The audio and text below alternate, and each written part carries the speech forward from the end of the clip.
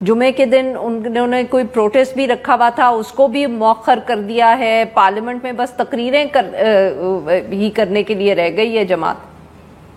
जी शुक्रिया आरफा। मैंने असद साहब की गुफ्तगू तो सुनी, लेकिन अनफॉर्चुनेटली मैं तिश्नगी रह गई, पराचा साहब की गुफ्तगू नहीं सुन सका।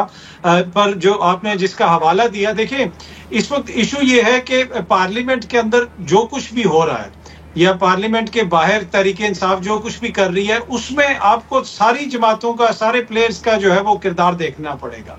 अब ये तो नहीं हो सकता कि एक कमेटी बना दी जाए और मिसाके पार्लियामेंट की बात हो। उससे पहले आपको याद होगा मिसाके जमहूरियत की भी यहाँ पे बात होती है, मिसाके मईशत की भी बात होती है।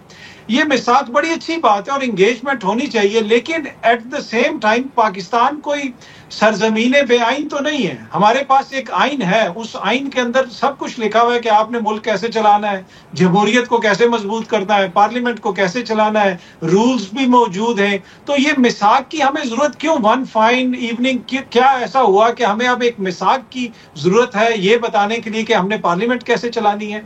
अब हुकूमत इसमें ये किरदार अदा कर रही है कि जैसे उनका तो इससे ताल्लुक ही नहीं है। जो हमारे वजीर दिफा ने फरमाया कि जी रियासत का रद्द अमल था या रियासत ने एहतजाज किया है। रियासतें तो एहतजाज नहीं करती, रियासतें तो एहतजाज करने वालों का मदावा करती हैं या फिर आइन और कानून के मुताबिक उनके खिलाफ कार्रवाई करती हैं जिन्होंने एहतजाज के दौरान को आइन तोड़ा है या कानून तोड़ा है। तो बड़ा कंफ्यूजिंग सी है। बिलावल साहब ने भी बड़ी अच्छी बातें की, पर टू बी ऑनेस्ट इंतहाई डिसअपॉइंटिंग।